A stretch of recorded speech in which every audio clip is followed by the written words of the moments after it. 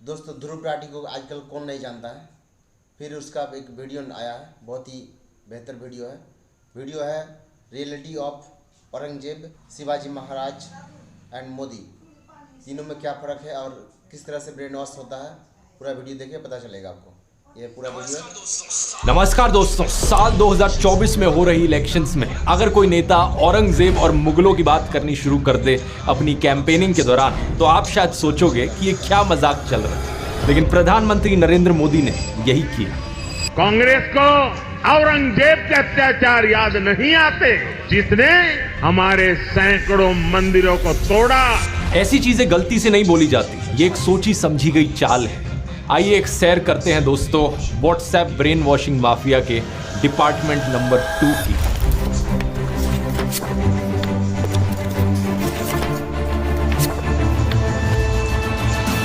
Video शुरू करने से पहले आपके लिए खुशखबरी है दोस्तों, आप में से बहुत सारे लोगों ने पुराने वाले कई वीडियोस में इच्छा जाहिर करी थी कि आप लॉ ऑफ अट्रैक्शन के बारे में जानना चाहते हैं कि क्या यूनिवर्स की पावर को हार्नेस किया जा सकता है अपने सपनों को पूरा करने के लिए। अब आपके सामने पेश है ध्रुव राठी एकेडमी की पहली ई book the power of universe.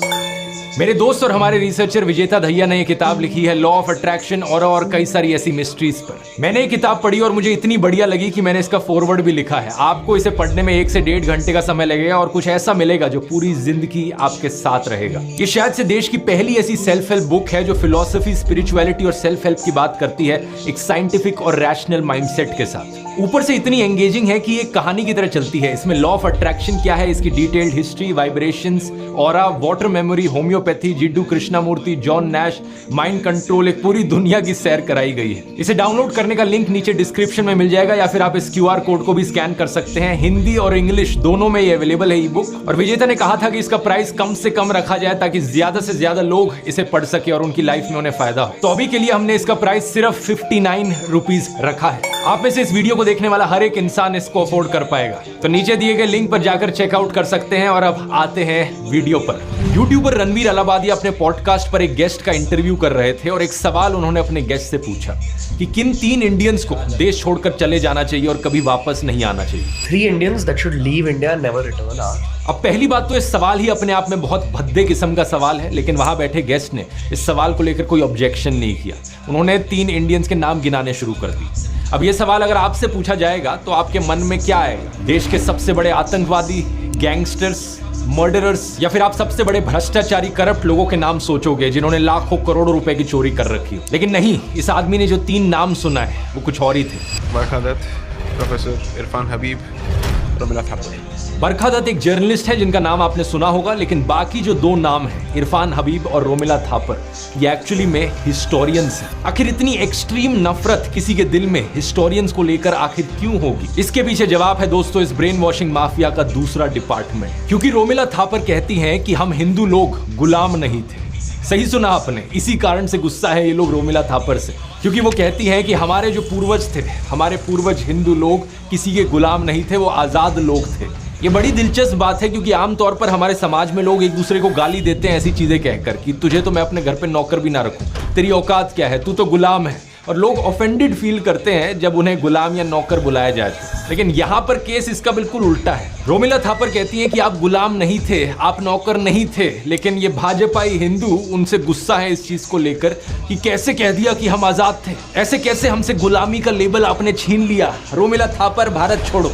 बात क्या है ना, असल में दोस्तों ऐसी चीजें बोलना इस ब्रेन वॉशिंग माफिया के एजेंडा के खिलाफ जाता है। मैंने आपको पिछले वीडियोस में बताया था कि इनके दूसरे डिपार्टमेंट का मकसद है आपको ये एहसास दिलाना कि आपके जो पूर्वज थे वो हजारों सालों से गुलाम रहे थे मुसलमानों के नीचे। ये आपको विक्टिम बनाना चाहते हैं, ये एहसास दिलाना चाहते हैं कि हम हिंदू लोग तो 1000 सालों से अत्याचार सहते आ रहे हैं और 1000 सालों से हम मुसलमानों के नीचे दब कर रहे हैं, मुसलमानों के गुलाम बन कर रहे हैं। इस झूठ को पकड़ना ज्यादा मुश्किल नहीं है। मैं आपसे सीधा पूछता हूं, बताओ क्या छत्रपति शिवाजी महाराज किसी के गुलाम थे? क्या वो किसी मुसलमान के नीचे दब कर रहे थे? ऑब्वियसली नहीं। हम सब जानते हैं कि वो कितने महान राजा थे जिन्होंने कई जंग लड़ी, कितना बड़ा अपना एम्पायर बनाया। तो कैसे कहा जा सकता है कि वो या उनके राज्य में रहने वाला कोई भी हिंदू किसी का स्लेव था? ये दोनों चीजें एक टाइम पर सच कैसे हो सकती हैं कि एक तरफ 1000 सालों से हम हिंदुओं पर अत्याचार हुआ है, हम मुसलमानों के नीचे दब कर रहे हैं, लेकिन दूसरी तरफ छत्रपति शिवाजी ये बहुत ही महान राजा थे और हम हिंदू आजाद थे उनके समय। व्हाट्सएप यूनिवर्सिटी के स्टूडेंट्स के लिए ये दोनों चीजें एक ही टाइम पर सच हो सकती हैं। जॉर्ज ऑरवेल की नॉवल 1984 में डबल थिंक नाम के कॉन्सेप्ट की बात करी गई। उस नॉवल में जो ब्लाइंड सपोर्टर्स होते हैं वो दो कॉन्ट्रडिक्टिंग आइडियाज को साथ साथ एक्सेप्ट कर लेते हैं अपने दिमाग में। व्हाट्सएप यूनिवर्सिटी के छात्र भी इसी कैटेगरी में आते हैं। अब जिन लोगों का ब्रेन वॉश हो चुका है उन लोगों के दिमाग में जो शिवाजी की पिक्चर है वो भी कुछ ऐसे होगी कि एक तरफ छत्रपति शिवाजी महाराज खड़े हैं और उनके पीछे है हिंदुओं की पूरी आर्मी भगवे रंग से सजी हुई। दूसरी तरफ औरंगजेब खड़ा है और उसके पीछे है मुसलमानों की पूरी आर्मी, हर कोई ग्रीन रंग से सजा हुआ है। अगर आप भी ऐसा ही सोचते हो तो तैयार हो जाओ, आपकी आंखें खुलने वाली हैं। आइए कुछ हिस्टोरिकल फैक्ट्स जानते हैं। छत्रपति शिवाजी महाराज के पिता का नाम था शाहजी और उनके अंकल का नाम था शरीफ जी। और जानते हैं शरीफ जी नाम कहां से आया? ये नाम रखा गया एक सूफी सेंट के नाम पर। इससे पता चलता है कि ना सिर्फ शिवाजी महाराज खुद बल्कि उनके दादाजी भी हिंदू सेंट्स और मुस्लिम सूफी सेंट्स दोनों की रिस्पेक्ट किया करते थे। असल में बात क्या है ना, उस जमाने में कोई बीजेपी, कोई गोदी मीडिया, कोई व्हाट्सएप माफिया नहीं था हिंदू मुसलमानों के बीच नफरत फैलाने वाला। इसलिए इवन दो छत्रपति शिवाजी खुद एक हिंदू थे, वो मुसलमानों का बड़ा आदर करते थे। केलेशी गांव के याकुत बाबा शिवाजी अक्सर इनके पास जाया करते थे इनकी ब्लेसिंग्स लेने के लिए। खुद से वो हमेशा रिलीजियस फ्रीडम के फेवर में रहे थे। 2 नवंबर साल 1669 में लिखी गई ये एक चिट्ठी है। पंडित रघुनाथ राव शिवाजी के द्वारा दिए गए एक आदेश को कोट कर रहे हैं। श्रीमंत महाराज कहते हैं कि हर किसी को अधिकार हो अपना धर्म फॉलो करने का और कोई भी किसी और को डिस्टर्ब नहीं कर सकता। नोट किया जाता है कि प्लेसेस ऑफ वर्शिप हर जगह हो, प्रॉपर अरेंजमेंट किया जाए ताकि लोग अपनी प्रार्थना, पूजा या नमाज पढ़ पाए। ये पीर्स और मस्जिदों की भी अरेंजमेंट्स को देखते हैं। हिस्टोरियन खाफी खान नोट करते हैं कि शिवाजी के समय एक बड़ा स्ट्रिक्ट रूल हुआ करता था कि जहां भी उनके सोल्जर्स जाएं वो किसी भी मस्जिद को, कुरान को या औरतों को चोट नहीं पहुंचा सकते। एक समय उनकी आर्मी ने एक मुस्लिम गवर्नर की डॉटर इन लॉ को कैप्चर कर लिया था और शिवाजी के सामने एक तोहफे के तौर पर उस लड़की को प्रेजेंट किया गया। जानते हैं शिवाजी ने क्या किया? उन्होंने इस औरत के सामने जाकर माफी मांगी और बड़े ही रिस्पेक्टफुल तरीके से उसे वापस भेज दिया। बीजेपी के जो लोग हैं वो शिवाजी की इस महानता को समझ ही नहीं सकते क्योंकि उनके रोल मॉडल है सावरकर। और सावरकर पता है क्या चाहते थे? कि औरतों को मोलेस्ट करना, औरतों के खिलाफ अत्याचार को एक हथियार की तरह इस्तेमाल किया जाए किसी भी वॉर में। हम जानते हैं कि श्री राम भी कितना रिस्पेक्ट करते थे सभी औरतों को, लेकिन सावरकर रावण को कोट करता है कहते हुए कि औरतों को अबडक्ट करना और मोलेस्ट करना परमो धर्म है। इसके बाद सावरकर ने एक्चुअली में शिवाजी के खिलाफ भी लिखा। ये कहा कि उन्होंने एक मुस्लिम औरत को वापस कैसे भेज दिया रिस्पेक्टफुली। इसलिए कोई हैरानी की बात नहीं कि सावरकर के फॉलोअर्स आज के दिन मोलेस्टर्स को मिठाइयां देते हैं। जो औरतों के ऊपर अत्याचार करता है उन्हें पार्टी की टिकटें दी जाती हैं और उनके ऊपर मालाएं चढ़ाई जाती हैं। साल 1648 करीब 500 से 700 पठान्स जो बीजापुर आर्मी के थे वो शिवाजी को ज्वाइन करने आए। शिवाजी के मिलिट्री एडवाइजर गोमाजी नायक पानसंबल ने उन्हें कहा कि ये लोग आपकी रेपुटेशन देखकर आए हैं, इन्हें वापस मोड़ देना सही नहीं होगा।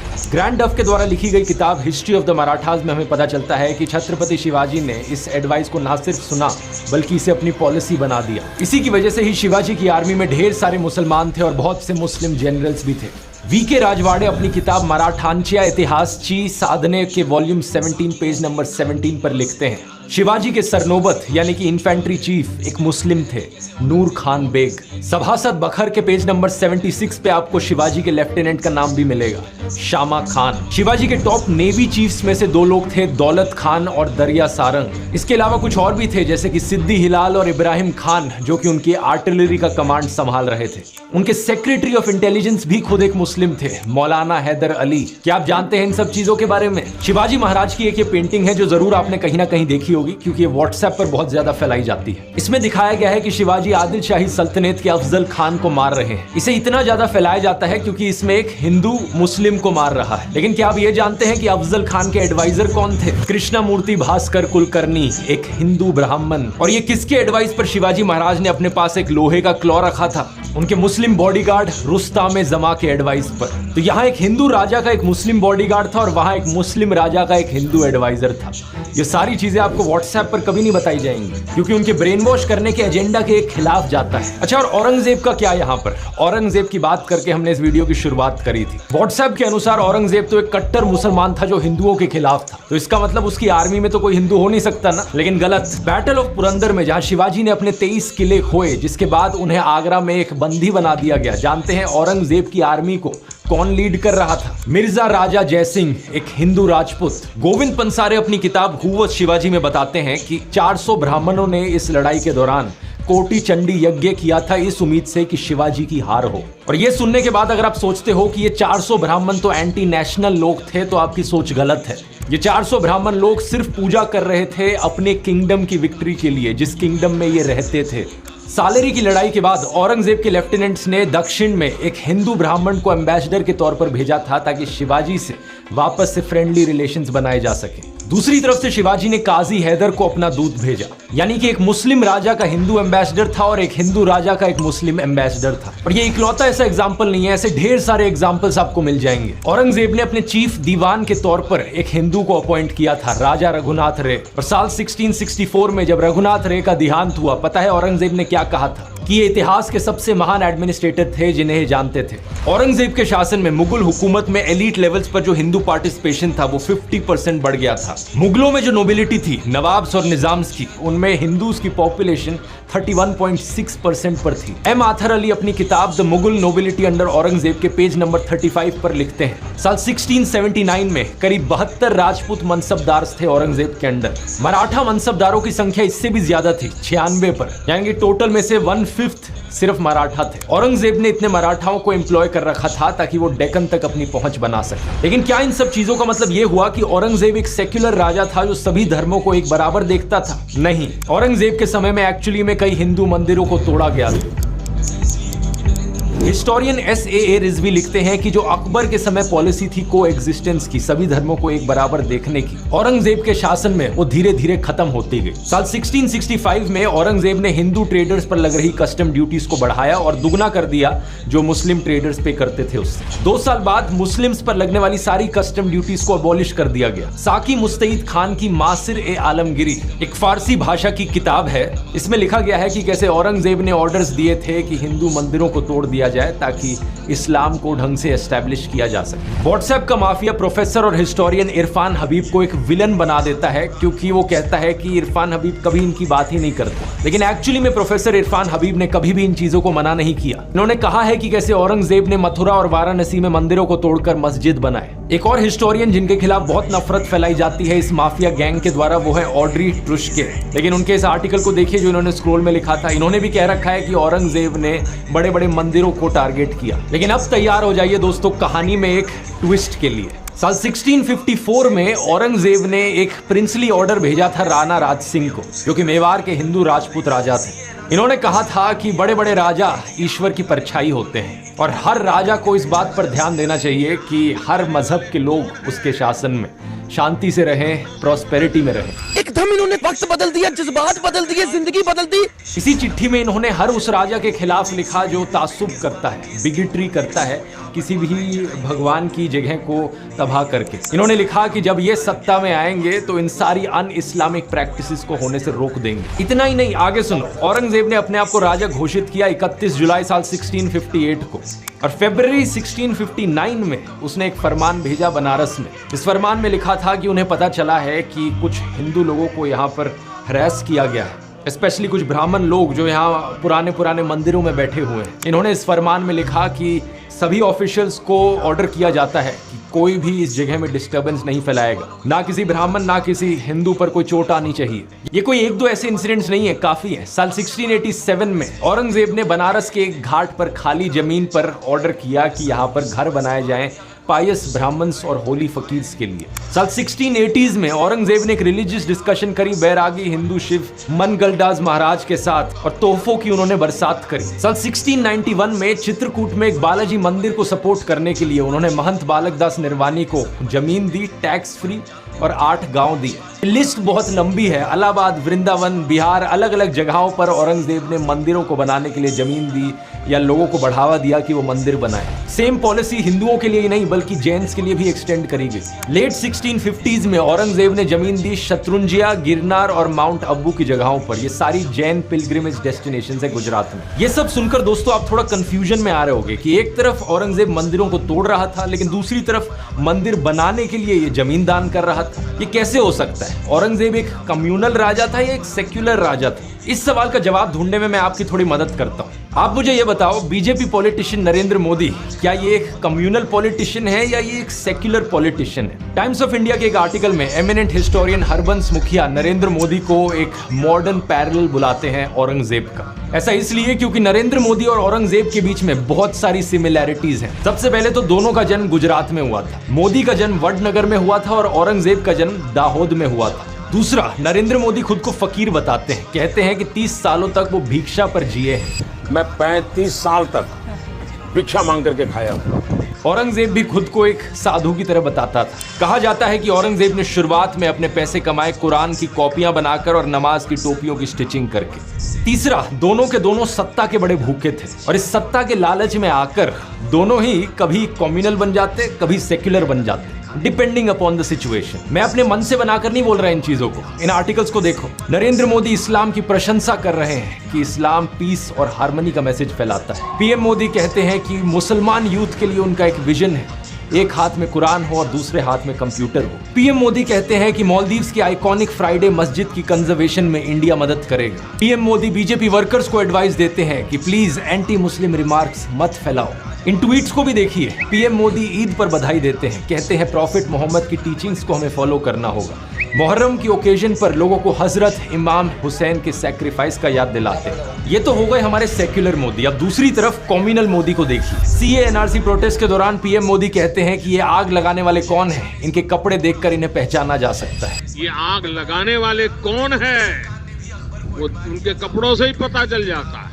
इनकी लीडरशिप के अंडर एक से बढ़कर एक बीजेपी पॉलिटिशियंस ने नफरतखोर भाषण दिए हैं। लिंचिंग्स हुई हैं। बिल्किस बानो केस के कॉन्विक्ट्स को यहाँ पर मालाएं चढ़ाई गई हैं, उन्हें मिठाइयां दी गई हैं, उन्हें संस्कारी ब्राह्मण बुलाया गया है। व्हाट्सएप यूनिवर्सिटी पर डेली आपको कोई ना कोई मैसेज आता है जो मुसलमानों के खिलाफ नफरत फैलाता है। रिसेंटली भी पीएम मोदी ने अपने भाषणों में मुस्लिम्स के खिलाफ डॉग विस्लिंग करी। इन्होंने ऑपोजिशन पर आरोप डाला कि उनका मुगल माइंडसेट है। सावन के महीने में मटन बनाने का मौज ले रहे हैं। वीडियो दिखाकर वो मुगल के लोगों के जमाने की जो मानसिकता है ना, उसके द्वारा वो देश के लोगों को चिढ़ाना चाहते हैं। ट्विटर पर एक से बढ़कर एक अकाउंट जो मुसलमानों के खिलाफ नफरत फैलाता है, पीएम मोदी उन्हें फॉलो करते हैं। तो ये हो गए हमारे कम्युनल मोदी। व्हाट्सएप पर आपके फोन पर मैसेजेस आते हैं जो कहते हैं कि देखो हिंदुओं पर कितना अत्याचार किया है मुगलों ने सदियों से, और इसके बाद भी अगर कोई हिंदू सेक्युलर रहे तो वो कायर हिंदू होगा। ऐसी ही चीजें लिखकर भेजते हैं व्हाट्सएप में। मैं यहाँ पर इन व्हाट्सएप माफिया वाले लोगों से पूछना चाहता हूँ, क्या तुम लोग अपने आप को शिवाजी महाराज से ज्यादा बहादुर समझते हो? क्योंकि फर्क जानते हो पता है क्या है दोस्तों? छत्रपति शिवाजी महाराज भी औरंगजेब के समय पर ही जीते थे, लेकिन फर्क जानते हो क्या है? शिवाजी महाराज एक सेक्युलर हिंदू थे, वो मुसलमानों से नफरत नहीं करते थे। किसी भी इतिहास की किताब में इसका एक सबूत तक आपको नहीं मिलेगा जहां शिवाजी ने किसी भी मुस्लिम के खिलाफ डिस्क्रिमिनेशन करी हो। औरंगजेब ने नॉन मुस्लिम्स के ऊपर जिजिया टैक्स लगाया था। इसको लेकर शिवाजी ने पता चिट्ठी में क्या लिखा था? उन्होंने कहा था कुरान की किताब ईश्वर का शब्द है। इसमें लिखा गया है कि जो ईश्वर है वो पूरे ब्रह्मांड का ईश्वर है, सिर्फ मुसलमानों का नहीं। हिंदू और मुसलमान दोनों उसके सामने एक बराबर है। तो किसी भी एक धर्म के खिलाफ नफरत फैलाना उस ईश्वर के खिलाफ जाता है। शिवाजी महाराज ने अपनी चिट्ठी में यह भी लिखा था कि औरंगजेब के शासन में दोनों हिंदू और मुसलमान सोल्जर्स नाखुश हैं। अनाज का दाम बहुत बढ़ गया है, इसलिए जिजिया टैक्स लगाना ब्राह्मण, बैरागी और जैन साधुओं पर सही नहीं है। शिवाजी ने अपनी चिट्ठी में यह भी लिखा था कि गरीबों पर ऐसा टैक्स लगाना मुगलों के ट्रेडिशन के खिलाफ जाता है। ना तो अकबर, ना जहांगीर और ना ही शाहजहां ने कोई ऐसा जिजिया टैक्स लगाया था। शिवाजी यहाँ पर अकबर की तारीफ करते हैं। ये कहते हैं कि उनका राज 52 साल तक रहा, लेकिन उन्होंने सबको एक बराबर देखा। यही कारण है कि लोग उन्हें जगत गुरु मानते हैं। अब मुगल शहंशाह अकबर की बात करी जाए यहाँ पर दोस्तों, तो फिर से वही कहानी आ जाती है। व्हाट्सएप पर आपको एक बार फिर से हिंदू मुस्लिम की राइवलरी दिखाई जाती है। जैसे शिवाजी औरंगजेब की थी, यहाँ पर अकबर और महाराणा प्रताप के बीच एक हिंदू मुस्लिम राइवलरी दिखाई जाती है, दिखाने के लिए कि देखो हिंदू वर्सेस मुस्लिम, ये था हमारा इतिहास। लेकिन फिर से एक बार व्हाट्सएप के बाहर अगर आप नजर डालोगे असली इतिहास पर, आपको दिखेगा इस बात में रत्ती भर भी सच्चाई नहीं। इस स्टैचू को देखिए, यह है अफगान के पठान हकीम खान सूर, शेर शाह सूरी के एक डिसेंडेंट।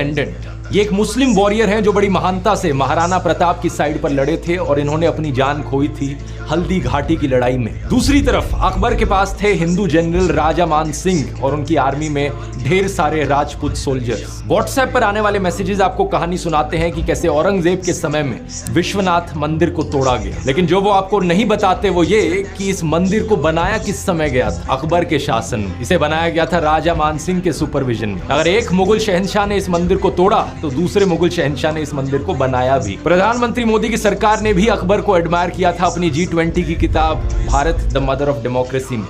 इसके 38 पेज पर लिखा है कि कैसे तीसरे मुगल बादशाह अकबर एक तरीके की डेमोक्रेसी प्रैक्टिस करते थे जहां पर सभी धर्मों को एक बराबर देखा जाता था। अकबर ने सुलह एक कुल की डॉक्ट्रिन इंट्रोड्यूस करी थी जिसका मतलब है पीस फॉर ऑल, सबके लिए शांति रहे। इस बुकलेट में नवरत्न का भी मेंशन किया गया है जो कि 9 वाइज लोग थे जो अकबर के काउंसलर्स थे जिनकी मदद से अकबर ने जनता के हक में स्कीम्स को इंप्लीमेंट किया था। और व्हाट्सएप के छात्रों के लिए मैं ये भी बता दूं, इन 9 में से 4 एक्चुअली में हिंदू थे, राजा टोडरमल, राजा मान सिंह, राजा बीरबल और तानसेन। क्या आप ये जानते हो संत तुलसीदास ने रामचरितमानस को भी अकबर के शासन में लिखा था। इतना ही नहीं, रामलीला की शुरुआत भी इसी समय हुई थी मेघा भगत के द्वारा जो कि तुलसीदास के ही एक डिसिपल थे। बहुत सी हिंदू एपिक्स जैसे कि रामायण, महाभारत, विष्णु पुराण और कथा सरित सागर, इन सब को इसी समय के दौरान अकबर के शासन में पर्शियन में भी ट्रांसलेट किया गया था। सिर्फ अकबर ही नहीं, मुगल प्रिंस दारा शिकोह ने भी 52 उपनिषद और भगवत गीता को पर्शियन में ट्रांसलेट किया था। इनका मानना था कि उपनिषद किताब अल मखनून है, ये वो हिडन लॉस्ट बुक जिसका कुरान में मेंशन किया गया है कि ये ह्यूमैनिटी की पहली मोनोथीस्टिक टेक्स्ट थी। इन्होंने उपनिषद की इंपॉर्टेंस प्रोक्लेम करी सारे मुसलमानों के लिए और पूरी दुनिया के लिए। हिस्टोरियन के मोहम्मद कहते हैं कि जो ये पर्शियन ट्रांसलेशन थी उपनिषद की, इसी की मदद से बाद में जाकर इन्हें फ्रेंच और लैटिन भाषाओं में भी ट्रांसलेट किया गया। इसके बाद ये पहुंची American philosopher Ralph Waldo Emerson के पास और इसी की वजह से ही दुनिया भर में एक नई मूवमेंट की शुरुआत हुई जहां इंडियन रिलीजियस और कल्चरल टेक्स्ट को पढ़ाया जाने लगा। ये सब हुआ एक मुगल प्रिंस दारा शिकोह की वजह से। ये सब आपको व्हाट्सएप में नहीं बताया जाएगा क्योंकि व्हाट्सएप पर जो आएगा वो सिर्फ हिंदू मुस्लिम के एंगल से आएगा ताकि आपके दिल के अंदर मुसलमानों के खिलाफ नफरत जगाई जाए, हिंदू मुसलमान के बीच में दरारें पैदा करी जाए। ऐसा नहीं किया तो इनका ब्रेन वॉश वाला एजेंडा फेल हो जाएगा। फिर ये बाद में कैसे दिखाएंगे कि हिंदुओं को मुसलमान से खतरा है और मोदी को वोट करो। दिल्ली की दलहौजी रोड को भी रीनेम किया गया दारा शिकोह रोड में बीजेपी लेड एनडीएमसी के द्वारा फरवरी 2017 में। और 2020 में मोदी सरकार की मिनिस्ट्री ऑफ कल्चर ने भी एक 7 मेंबर का पैनल सेटअप किया था under the archaeological survey of India ताकि मुगल प्रिंस दारा शिकोह की ग्रेव को लोकेट किया जा सके। और जब हम यहाँ पर मुगलों की और सेक्युलरिज्म की बात कर रहे हैं तो हम आखिरी मुगल बहादुर शाह जफर को कैसे भूल सकते हैं। क्या आप जानते हैं वो ईद मनाने के साथ साथ दशहरा और दिवाली भी मनाते थे। बहादुर शाह जफर और उनके बेटे ब्रिटिश कॉलोनियलिज्म के सख्त खिलाफ थे। 1857 की रिवोल्ट के दौरान मेरठ से कई सिपाही उनके पास आए और उन्हें अपना राजा प्रोक्लेम किया। इसके बाद उन्होंने कई सारे नवाबों को, जमींदारों को और लोकल राजाओं को कहा कि आओ साथ में मिलकर हम अंग्रेजों के खिलाफ लड़े। इन्होंने हाथ मिलाया नाना साहेब, रानी लक्ष्मीबाई, बेगम, हजरत महल और कई सारों के साथ, लेकिन अनफॉर्चुनेटली इन्हें ब्रिटिश के द्वारा कैप्चर कर लिया जाता है और एग्जाइल पर बर्मा भेज दिया जाता है। जब हमारे सेक्युलर प्रधानमंत्री मोदी 2017 में वहां गए थे तो उन्होंने जफर की मजार को भी विजिट किया था और उन्हें फ्लोरल ट्रिब्यूट दिया था। लेकिन इन मुगलों के अलावा भी दोस्तों ऐसे कई मुस्लिम राजा थे जो सेक्युलर थे, जैसे कि अवध के आखिरी राजा वाजिद अली शाह जिन्होंने आदाब को इंट्रोड्यूस किया लखनऊ में एक सेक्युलर सैल्यूटेशन के तौर पर। कश्मीर के ज़ाइनुल अबिदीन जिन्होंने जिजिया टैक्स को अबॉलिश किया और हिंदू सेंटिमेंट्स को रिस्पेक्ट करने के लिए इन्होंने गौ हत्या पर भी बैन लगा दिया। इन्होंने संस्कृत लैंग्वेज और लिटरेचर में पेट्रनेज भी एक्सटेंड किया। अब राजाओं का ये इतिहास इकलौता सबूत नहीं है दोस्तों, इसके अलावा भी हमारे पास ढेर सारा सबूत है जो ये साबित करता हो कि आम हिंदू और आम मुसलमान इतिहास में एक दूसरे के साथ खुशी खुशी रहते थे। व्हाट्सएप पर जो आपको बताया जाता है कि हिंदू मुस्लिम के बीच में दुश्मनी चलती थी पिछले हजारों सालों से या हिंदू मुसलमानों के नीचे दबकर रहते थे, ये सब झूठ है। जो कॉर्डियल रिलेशंस हमें हिंदूज और मुस्लिम्स के बीच में देखने को मिलते थे उन्हें गंगा जमुनी तहजीब कहा जाता है। लोग हिंदू और मुस्लिम संतों को साथ में रिस्पेक्ट करते थे, साथ में एक दूसरे के त्योहार मनाते थे, पेंटिंग्स और म्यूजिक जैसे आर्ट फॉर्म्स फ्लरिश करते थे। इस टॉपिक पर इतना कुछ है कहने को कि इसकी बात करने के लिए एक पूरा सेपरेट वीडियो बना सकता हूं मैं। लेकिन अगर हम आज की भी बात करें, हमें आज भी देखने को मिलता है कि कैसे मुस्लिम्स रामलीला को ऑर्गेनाइज कर रहे हैं। कई मुस्लिम्स भाग लेते हैं रामलीला में अलग अलग रोल्स करते हुए। कोई रावण के पुतले बनाते हैं, कितनी ही फोटोज आपको मिल जाएंगी जहां पर मुसलमान बच्चे अपने आप को राधा और कृष्ण की तरह ड्रेसअप करके जन्माष्टमी बनाते हुए दिखते हैं। मुस्लिम सिंगर मोहम्मद रफी, मुस्लिम लिरिसिस्ट शकील बदायूनी, मुस्लिम म्यूजिशियन नौशाद, इन सब ने कैसे कैसे भजन्स बनाए हैं, क्या आप जानते भी हैं? मन तरपत हरि दर्शन को आज मोरे तुम बिना बिगड़े।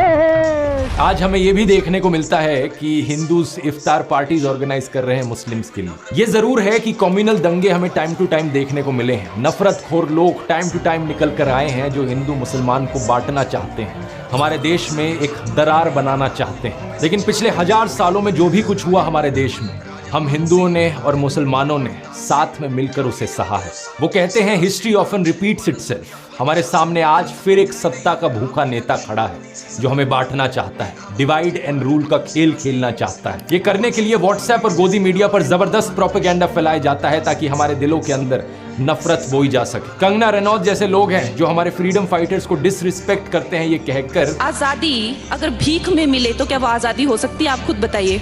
हमें असली आजादी तो सिर्फ 2014 के बाद मिली है। ये बार बार वही रेफरेंस है इस व्हाट्सएप माफिया के प्रोपेगेंडा का जो कहता है कि हिंदू तो हमेशा से गुलाम रहे थे। पॉलिटिकली, सोशली, कल्चरली हजारों सालों से हम बस जूते के नीचे दबकर रहे थे और असली कॉन्फिडेंस तो हमें अभी मिला। मैं इनसे पूछना चाहता हूं, विजयनगर एम्पायर के राजा कृष्णदेव राय, महाराणा प्रताप, छत्रपति शिवाजी महाराज, क्या ये सब भी कॉन्फिडेंस लैक करते थे? तुलसीदास, मीराबाई, स्वामी विवेकानंद जैसे हिंदू सेंट्स, क्या ये सब भी कॉन्फिडेंस लैक करते थे? साल 1893 की शिकागो की स्पीच में स्वामी विवेकानंद ने कहा था, मुझे गर्व है मैं एक ऐसे धर्म से आता हूं जिसने दुनिया को टॉलरेंस और यूनिवर्सल एक्सेप्टेंस सिखाई है। लेकिन प्रधानमंत्री मोदी और ये व्हाट्सएप माफिया देश के सभी हिंदुओं का अपमान करता है ये कहकर कि हम तो 1000 सालों से बस गुलामों की तरह जिए हैं। लेकिन अब बहुत हो गया है, अब इस व्हाट्सएप माफिया को खत्म करने का समय आ गया। वही 3 स्टेप्स मैं दोबारा से दोहराऊंगा। मेरे व्हाट्सएप चैनल को जाकर ज्वाइन कीजिए, नोटिफिकेशन के लिए बेल आइकन को दबाइए। इसका लिंक इस QR कोड में मिल जाएगा या डिस्क्रिप्शन में भी मिल जाएगा। एक एक मैसेज करके एक एक झूठ हम इनका खत्म करेंगे। देश के सभी 100 करोड़ वोटर्स तक पहुंचेंगे। मिशन 100 करोड़। स्टेप 2, 5वीं बार दोहरा रहा हूं, वोट करना मत भूलना। और स्टेप 3, जहां हो सके आवाज उठाओ, अपने घरों से बाहर निकलो, मोहल्लों में, गांव में, अपने दोस्तों